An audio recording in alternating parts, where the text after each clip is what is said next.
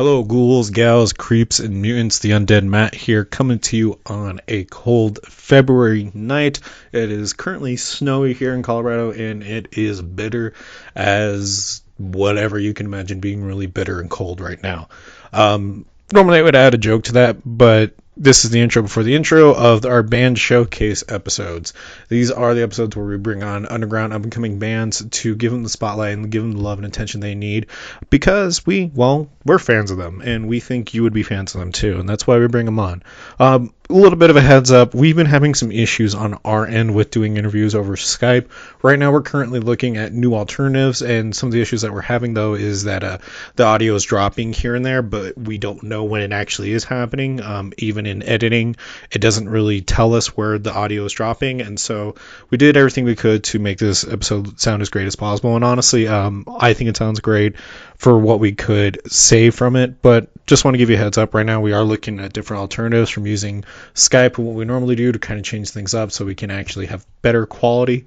But with that being said, we have the amazing Kim Trailz from the band Tomb of Nick Cage on today, and it was really cool talking to them. It was really cool talking about their band and the influences behind it, and how the mythology and urban legends in New Orleans influence their music. And it was just really cool. And you know me, I'm never going to really give away spoilers of the whole interview that you're going to be listening to. So with that being said, let's jump into our interview with Kim Trailz from Tomb of Nick Cage. Hello everyone, and welcome back to the Punk Rock Horror Podcast. I'm Undead Matt. I'm Cody.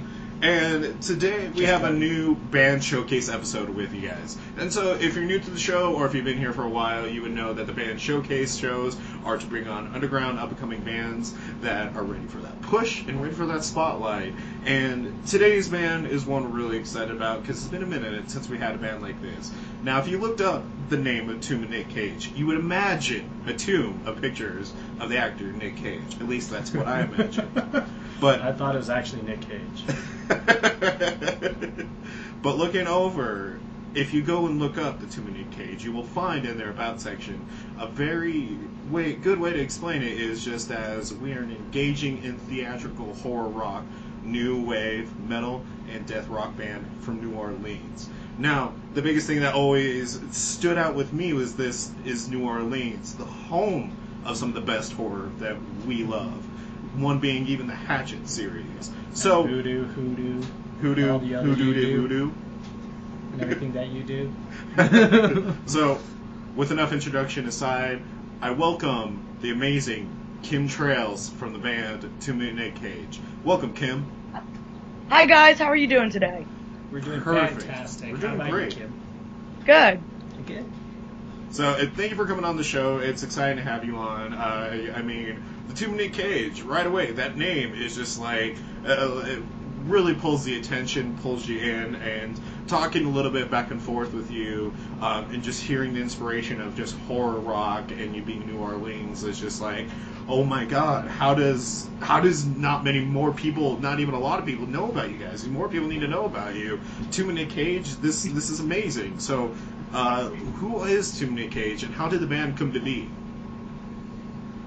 Who is the Tomb of Nick Cage? Well, we like you said, we're a horror rock band out of New Orleans.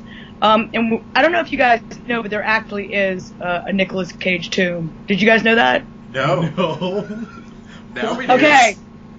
Right. So I'm glad that we're launching off on this. So one day I had a friend of mine in town from Arizona, and he wanted to see some of the sites. And, you know, we're all inspired by spooky stuff. So he wanted to go see St. Louis No. 1 Cemetery, which houses Marie Laveau. Mm-hmm. So I took him down there, and we look over, and there's this giant pyramid, white pyramid in the middle of a cemetery, and it turns out that Nicolas Cage has already erected his tomb. Thankfully empty. There's nobody in it now, but it takes up about 2 plots in the cemetery. It's a humongous pyramid, and even on the front of it, it's got this really mysterious inscription that essentially means all from one in Latin. So on what it might all mean and why he's got a tomb there. And so later on, when I was putting together a kind of like a horror scoring project, we needed to come up with a name, and I said, well, I know what I want to call it. I don't even have to think about it. So we named it after his actual tomb. Nice. Oh, so that all worked really well. That's really That's interesting. really cool. And if you guys are into New Orleans legend, then there's a lot of New Orleans legend behind it. Absolutely. Oh, really? Cool. Yeah, right. So, like I said, it's in the same cemetery as Marie Laveau, St. Louis #1, and there's many mysteries of why he might have put a tomb there. Some people think it was to advertise for National Treasure 3, which never got made, although they announced that they are going to make one now. But a lot of people said it's because he purchased the LaLaurie Mansion. And because he purchased the LaLaurie Mansion, he had a curse on him. He couldn't sleep, or I don't know. He wanted it lifted, so he visited a voodoo priestess who told him, you have to buy a plot in St. Louis #1 to get this curse lifted. Now that's rumor number 1. Whoa. Rumor number 2 is that he's a vampire, and he regenerates every 75 years to 100 years or something, and that he's going to stash his money in this tomb and regenerate in there eventually to live amongst us once again. That's the second rumor. The third, right? I think I already believe that one. I don't need it anymore. Right. So, there's a lot of them. There's a lot of them that say that, he's on energy lines. It's the same pyramids in Egypt. So that was why we named our first album The Pharaoh of New Orleans, after Nicolas Cage. Wow. Dope. So, sorry, I just wanted to add to that rumor for the second one, where he's a vampire. Yeah. So basically, Vampire's Kiss is just a documentary about his real life. Oh, I hope so. I hope. That's one of our favorite movies. There's not a wasted frame in that. Great movie. Quality One of my from favorite beginning Nick to Cage movies. Yes. With how eccentric the actor is as well, also, I think it's really interesting that he hasn't, shouted you guys out, because I feel like this would be his wheelhouse if he heard about the fact that there's a band that also just happened to have his name, that he would have, the fact that he hasn't associated with it, I feel it's like a misstep, really. Well, I can't say too much about it, but what I can say is he does know about the band. Oh, He's aware. That's cool. Yeah. Okay, Yeah. well, I want to can't ask... say how much Go of ahead. it, but yeah. Evidently, that information leaked back to me that somebody that worked with him said that he wore a T-shirt to one of his movies, and so he was. Wow. He mentioned that he was already aware. Yeah. Oh, that's which is really awesome. I don't know. Why not? Yeah, we were feeling with joy at that point. Yeah. I mean, how could you not, right? Yeah, exactly. We were over the moon.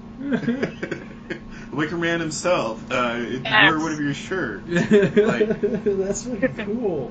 Well, he didn't wear it, but somebody was wearing it when he ran into him. Oh, okay. But we would get him still. a shirt eventually. That would be awesome. Yeah, but still, now they know about you via him, and that's so rad. Yeah. I mean, bravo. Yeah, I'm super excited about that. That's one of our small little victories right there. Mm-hmm. So, small victories, Nick Cage all included. Now, I think we talked enough about the actor. So let's talk about this amazing band that you lead, the Tomb of Nick Cage itself. And I also want to touch on real quick. You're talking about New Orleans and all the urban myths and things that happen in New Orleans. Was this a big influence for the band? Yes, absolutely. In fact, we really try to focus on the lore of New Orleans, because it's shocking to me the lack of songs about this amazing, rich culture of superstition, legend, folk horror. I mean, it's just creatures, cryptids, just all kinds of things that people don't talk about. There's people like Dr. John and Coco Robichaux and more people in the, I guess you would say, in the traditional New Orleans genre that did touch on it. But as far as the rock bands go, I don't understand. I was like, you have so much to pull from. So we definitely thought there was a hole that needed to be filled there. Mm-hmm. Well, and listening to your music, I would definitely say that you guys have definitely delivered on that wholeheartedly. And so was that the main inspiration for starting the band, was to bring more of a light to the culture and all the myths in New Orleans, or was there more to bringing this band together? Well, I wanted to do kind of like a gothy punk band, and I really, honestly, it's just what I love. And so horror is pretty much my life and music, so I always wanted to do a horror punk band. It's what I listened to. And so I guess I just kind of drew on what I liked. And what I liked happened to be the legends and the lore of New Orleans and horror movies. So one thing you touched on is that you're a huge horror fan, which, by the way, welcome to the group. We all are. We're all friends here now. It's the weird thread that brings us together. And the other thread to that is the punk rock. Yeah. So we've had a few bands come on here before who are in a similar style, such as Freak Show Cinema, and we've kind of asked the same question, but I feel it's even more apparent to ask it especially for a band coming from somewhere that is like New Orleans. Do you feel that there is this like brotherly bond or even sisterly bond between the realms of horror and the realms of punk rock? And if so, why do you think that is? Oh, wow, that's a really good question. Well, I think it's outsider culture, because I guess you could say that, like, I've toured with goth bands too, and I guess you could say that, in fact, we just got off a tour with an industrial gothic band, and they have a lot of horror themes too. But I think it's outsider culture. There's something about maybe the normal everyday world and what we can see that rings untrue. And so there's something about punk rock and horror and dark wave that there's something dark that maybe rings more true to us than everybody pretending like everything's okay. And there's something very dark about that, and it really it builds bonds beyond regular friendship. You become a clan and a family and a brotherhood. I love it. Well, wholeheartedly agree about that. Absolutely. And I mean, with music like punk rock and even mediums like horror, it's a very specific thing. And much in the way of like football, if I was going to compare it to anything, people that like football tend to get along with other people that like football via whatever, with disagreeing on teams. But when you come to horror, when you come to punk rock, generally everybody has the same opinion, has the same kind of mindset. I mean, there's always going to be those pockets of people that give it a bad name, i.e. neo-Nazis and so on and so forth. But, Fall Out Boys aren't real punk rock. Right. Yeah. They're just pop. But I think what's so cool about it, and I think what also I just love, why I love seeing bands like Tomb of Nick Cage, Murder Rock, Freak Show Cinema, and so on and so forth, is that it's what got me into punk, and it's got a lot of us into punk. And it's even the same thing with the Misfits, which is just this really cool idea that does have a passion behind it, like something that you would, because if we're talking specifically just your band in general, this is something that if you brought it up maybe even in the 40s would sound like an idea in a comic book, Mm-hmm. Yeah. And now seeing that this is real, that this is an actual thing, like it's kind of like beyond belief. Do you get that kind of feeling when performing, or do you get that from your fans at all? That it's something beyond like regular fandom? Yeah, like it's this real experience that you get. Yes. Yeah, it's a family. Absolutely. It's a family. Because I can guarantee you, anybody that is going to be interested in this band and come out to see it, we're probably 99% of the time going to get along, and it's going to be so comfortable. That's what I like about it, too. Even though it's so theatrical, there is a bond between you and your audience that doesn't feel like you're a performer and they're an audience. Even though you might be dressed up to the nines or whatever, and I don't know, with an axe or something, it's like they're part of your show. I don't like to be on the stage and feel like, that somehow I'm separate from my audience. And I find that with most horror punk bands, is the fact that it's like you're there and you're a community, and your audience is just as important as you are. Absolutely. Yeah. Do you think that this is definitely more apparent in just in general in the punk rock community as compared to other communities? Yeah, I've seen it in the metal community, but I'll be honest. I like metal. I play with metal bands, but there's something about inclusivity in punk rock that makes it more comfortable for me, I guess, as being female, or feeling like an outsider or a nerd. That's another thing too. Nerds are my people. Like, I'm gonna talk the dorkiest stuff. So I feel super, I know I'm gonna be comfortable, because I know that we're gonna, like, talk about, I don't know, say Midsommar for 3 hours. Mhm. And, you know, and normal people might be like, man, that's messed up. But, but my horror punk people, you know, or the horror rock people, just, they get it. Are you hinting that you can tell that we're nerds? And you can, like, look at each other and know, or you can, like, just it's recognizing each other. I guess, like, tropical birds or something, or whatever the opposite of a tropical bird is. You can look at each other and say, oh, one of mine. So I imagine that's true. I've definitely had those moments at a punk show more than anything. Is where I look across, like, the sea of crowd or anything, and me and one person make eye contact, and we're wearing, like, similar hats or T-shirts, and we're like, we're gonna be best friends tonight, aren't we? Oh, Yes, we are. absolutely. And there's no verbal, and we just hang out for the rest of the night. Right, and as much as I hate, you know, as much as social media has its bad things about it, the good thing about it is I can become friends with somebody before I even meet them, and then we see each other out in public and we're already friends. It's so natural, Yeah. and there's no weird. So you know, where did you go to high school? There's none of that anymore. It's immediately jumping right into. You know, I saw the horror T-shirt you were wearing last week, and I just want to tell you I thought it was cool, and you just launch right into it. So to me that's the best thing about social media. Yeah. right on. Absolutely It agree. expands your family. Mm-hmm. Absolutely. Very well said. That was the first comment I've heard of positive about social media. Well, we've got some very scathing songs about social media and the media in general on the new album. So, Sweet. so even though I'm saying a nice thing about it, we've got several really, really critical ones too. So, talking about music, talking about songs, talking about your new albums, you did actually send a few songs to us to showcase at the end of this interview. Night of the Lamprey, Crucible, and please correct me if I pronounce this wrong, Rogaru. Sorry, go ahead. Rougarou. Rougarou. Thank you. Alternatively, the Loop-garou is another Akkadian term for the werewolf. Got it. Okay. I didn't know that. Thank you for educating me on that. So, Louisiana go ahead. folklore. Oh, what was that?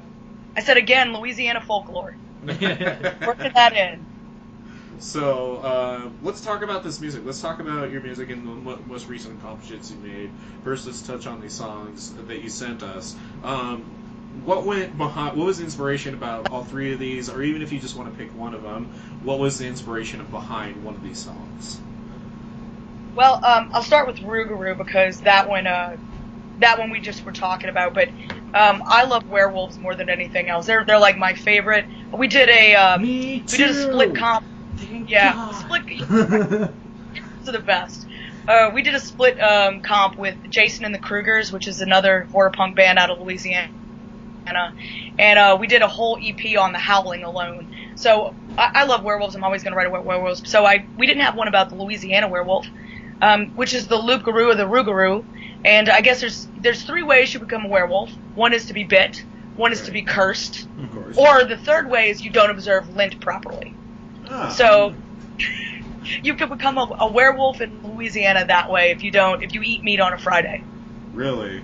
Yeah. Then I definitely relate to werewolves even more. Right. I thought this was vegan beef. I thought this was tempeh. You told me Right. this isn't tofu? This Beyond Burger was cooked on the same grill as meat. Now I'm a werewolf. Oh darn! Come here, Timmy. I wish it was easy. I would become a werewolf today. So if it's that like cut and dry, then like not to be too gross, but if there's a dude that made your burger and just some of his dead skin happened to fall on it and you didn't notice it, would that still count? I think that's probably I don't know the official rules of the Rougarou, but I think that would probably be okay. And that's how you become a The intent. werewolf. Anyway, sorry. That was just that was really interesting. Like if you don't observe Lent properly, like Yes. I've never heard of that. I don't think Cody said Lent. say Lint. Sorry, what did I say? Lint. Did I say lint? Like the stuff in your belly button? Oh, my That's bad. lint. So, anyway, sorry, I didn't mean to interrupt you. Please feel free to continue. No. I was just saying that it was probably to scare kids, you know, Right, that yeah. they needed to do the right thing, of course. But there's one thing that I always tell people about the Rougarou because it's my favorite factoid, and that's the fact that you can stop him. Oh, and you stay a werewolf for 101 days. I don't know why, but the way you stop It's a the werewolf. test run. It's like, look, you had your moment. This is like Probationary timeout. period. This is timeout for you. You ate Right. that steak, so you have 90 days. If you eat it again on a Friday, so help me God. But the only way, but the best part about it is the only way you can stop him is you can throw like a handful of pennies or rice, and the Rougarou clearly has to stop and count them all. Really? So- Oh my God, just pocket sand. I don't know. Pocket rice in this case. Pocket rice. Right. I bet weddings were terrible for him. Yeah, keep a handful of rice in your pocket at all times. That's when Uncle Ben comes from the grave. Oh my God, that's why Rougarou started traveling around with pigeons. So when people would throw rice out, they're like, no, pigeons! And the pigeons would eat the rice. It's like the weirdest Pokemon No, battle that's ever. cool. No, that's fucking No. awesome. Trader used rice. Oh no, Rougarou countered with pigeons. It's not very effective.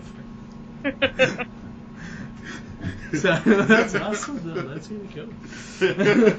Anyway, so I'm guessing Rougarou is about werewolves, right? Yes. Actually, Y'all my cracked cat me up. Oh my God. Do you want to touch on Crucible and Night of the Lamprey? Yeah. Okay. So these are two of the social media songs I told you about. Okay. Crucible came about because somebody that I knew was accused of something I'm pretty sure that they didn't do, and the media immediately spread it all over to all the national outlets. Really? And you know, you could say allegedly or whatever. You could use words like that to get away with it, but by that time, you know, your reputation is ruined. Yeah, you're And guilty until proven Yeah. innocent. And I see it happen all the time. Like somebody will say something completely innocent or Out of just context. not aware of, I guess, what they're supposed to say socially, and they'll mess up. And I see it happen. And, you know, they go on and apologize, and I'm sorry, I didn't know. And it's too late at that point. People run with it, and they'll paint you a certain way that's not fair. And so, you know, I see it happen a lot in not only social media, but also in the regular media, newspaper, whatever. I see it happen almost every single day, and people's lives are being ruined because it's, you know, it's almost like a hobby for people. And so it's about modern day witch hunts, and it takes the, you know, the Salem witch trials, and I kind of like modify it to kind of like this new I guess kind of like culture of just ripping people apart. Mm-hmm. That's not very fun, but you know. Yeah, no, that's true though. Yeah. Like, look at how many things, like, I mean, for instance, just what's now, like, everything going on with Jeremy Renner.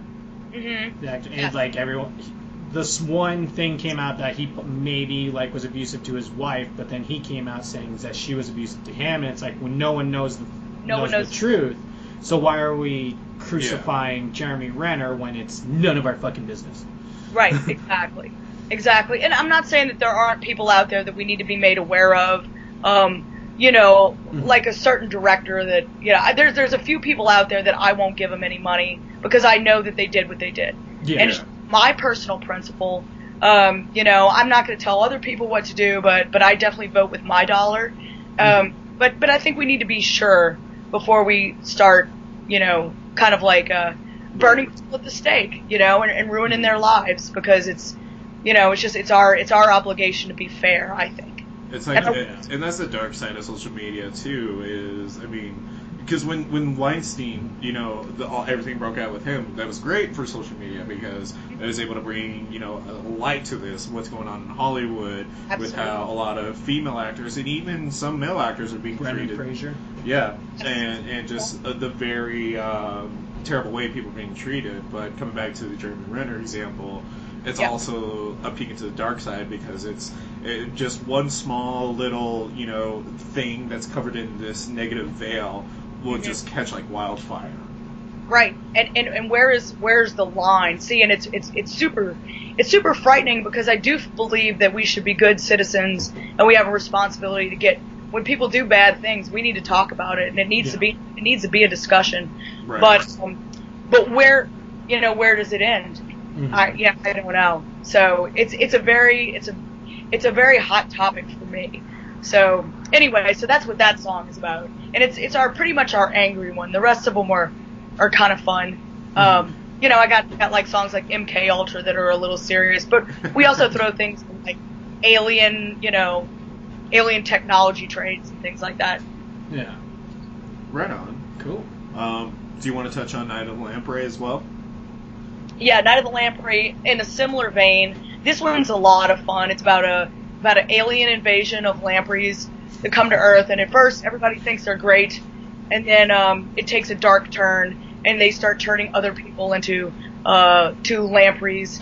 And what that is about is it's about internet trolls for the most part. Mm-hmm. So or in the media too as well. So Night of the Lamprey is about people that don't offer anything creative to the public, but all they do is they suck. So that's why the line is, it's the Night of the Lamprey and all you do is suck. Because you're not contributing anything to art. You're just getting on there and criticizing things, or y'all know who I'm talking, like the people when a new movie comes out, before it even comes out and anybody sees it, there's these people out there that are like just ripping it apart. The like, review bombers. Yeah. Oh my Review gosh. bombers. Yeah, just let people enjoy things. Yeah. If you like the new Hell, great, fantastic.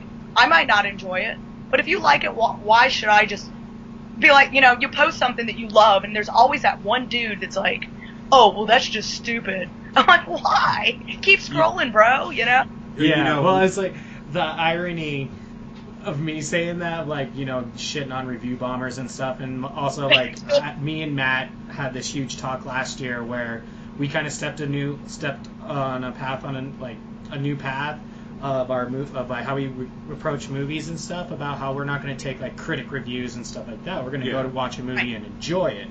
But then we're also hosting a podcast where we review movies. It's like that. Well, it's, though, there's something about that, though, that you guys have, like, but you're creating something. This is our platform where we come on and you listen to it because you value our opinion. And we're going to laugh about things, and we're going to poke fun of it, and we're going to have a good time. But it's not like you're just scrolling the web, just taking down people's dreams. That's a little bit different. And the other thing about it, too, is, and we've always promoted, is love, if something is terrible but you still love it, like, love it regardless, No kink shame here. No kink shaming. Like, I know we always go back to, like, comic book movies on this, because, like, my favorite one is the first Thor movie, and there's some real serious issues with it. Like, I'll admit it, hands down, even corny for the most part too. But I still enjoy it. Like, you can still enjoy something, and still acknowledge all the problems with it. Oh yeah. It's just when that line getting crossed of, no, you have to accept there's problems with it, thus you need to hate it because of that, is when it goes a little too far. And we've kind of had to, like, pull back a little bit. That's how I feel about Batman vs. Superman. Yeah. Like, I see all the issues. I recognize them terribly, and there's some really big issues. But I like that movie. I like sitting and watching it, especially with my dad. So, and that always comes down to the question: is what you're feeling supposed to be a very deep philosophical, important message, and it then needs to be critiqued that way, or is it just supposed to be a fun adventure? And that's where the entertainment needs to be decided. Yeah. So, yeah, but right on. Like, I'm just so glad that you wrote a song that was, like, about that too. Like, like Night of the Lampreys, never really thought of comparing it that way. Yeah. So and that's I will really say, great. if I ever saw lampreys raining from the sky, fuck no, would I not trust it? Hell no. Even if they, like, were raining down with millions of dollars and chocolates and flowers, like, Cody, you will save the human race, you just have to trust this one. I'm like, no! You know why? Because you're a fucking runny noodle with teeth coming out of the sky. At that point, we would turn to Kim Trailz and the band of Tim and Nick Cage to guide us in what we should do. The song... Oh, go ahead. No, I was just saying, a suspension of disbelief to think people would actually, like, actually greet basically long eels with lots of rows of teeth. You know what? I mean, there's But weird I teeth. don't think we have to suspend that much. So, Rougarou, The one did I fuck picking up up again? right. Huh? Did I? Oh, go. I think I'm cutting you off. Go ahead, Kim. No, I was just saying. Having to stop and pick up rice is totally believable, but squids falling from the sky, that's something. So, That is gross, though. But it's a good analogy because those trolls are like gross fucking squid noodle things. Yeah. So, Crucible, Rougarou, and Knights of the Lampreys are off your latest album, Cryptids and Creatures. Check that out now. Ghouls, Gals, Creeps, and Mutants alike. It's a fantastic album, really banging. Before we start wrapping things up and heading out, want to know what is on Nick Cage's agenda for this year of 2020. What, you got things you guys can talk about that are coming up, or is everything kind of hush-hush for the most part? Of exciting things that are coming up. We just wrapped up a little tour that we did with a couple, like I said, goth industrial bands, which Solemn Shapes out of North Carolina. They're fantastic. Cool. I literally got back in town about an hour ago. Oh, nice. So we're No done worries. with that. And we've got. Yeah, I was. But we're gonna do some, I think, like American songbook type stuff with a Choa in town, and I'm really excited about that because we want to do on our style with some horns, and I think that's gonna be neat. We want to work in some more instruments like mandolin, cigar box, guitar. We're gonna get more experimental, horror rock for sure. Right on. Perfect. So, Oh. go ahead. Sorry, we've got a collaboration coming up with Beth. With who again? I And, think we actually she's- lost. We lost the name. Can you say that again? Yeah, Beth Patterson. She's a musician and plays a bouzouki. So she played on our last track of the last album, and we're gonna have. And we're gonna do a collaboration with her, which I'm really excited. So we're working with other musicians in town, and kind of what our boundaries right now of what we've been doing, and different veins. Keep it depth with other musicians from different genres to work with us. Cool. So, you heard it, Ghouls, Gals, Creeps, and Mutants. Too Many Cage are expanding their creative wings, bringing more instruments, working with really creative and talented people, and the sky, the universe, and the galaxy is not the limit, but what is to come from Too Many Cage. This has been an amazing interview. Thank you so much, Kim. You are so cool. The whole band is cool. We have loved listening to you guys. And honestly, it humbles us when we have bands like you that reach out to us and want to come on and collab. It means a lot to us. So thank you so Yes, much. it Well, it's a mutual appreciation, does. guys. So thank you so much for having me. Right on. Yeah, thank So, we have all your links where people can check you out on Instagram, Facebook. Where can people listen to your music right now besides Spotify? You can go to Bandcamp, iTunes, Amazon, CD Baby, and check it out. Definitely YouTube. We've got some videos up that I think are kind of neat. We're gonna take a break to make some more videos because it's a lot of work. It's really rewarding when you get them done. Cool. So, coming out at now almost about 3,000 likes and a little over 3,000 people following Too Many Cage. Please go and boost up those numbers even some more. All the links are below if you're listening to us on YouTube. They're in the description below as well. Check them out. Buy yourself an album from them. Check out a show. And keep your eyes open for the amazing band Too Many Cage. Thank you again, Kim, so much. Yeah, thank you. Thank you. There you have it. That was our interview, and we'll talk about a totally cool person. Kim is actually really nice, very friendly, and honestly, like it was really cool talking to her because it definitely felt like a kind of kinship to the fact that we all love horror and that we're big, huge horror fans. Check out Tim and Nick Cage, Ghouls, Gals, Creeps, and Mutants. They're really cool, really fun to listen to, and I enjoy their music, and so does Cody. All their links are in the episode notes below, or if you're listening on YouTube, the description below. And, check them out, give them some love, give them some support. Follow them wherever their music is and buy music from them. And if you are listening to us in New Orleans, please check them out if you have not yet at a local show. And with that being said, let's jump into the songs that they sent us. The Night of the Lamprey, Crucible, and Rougarou.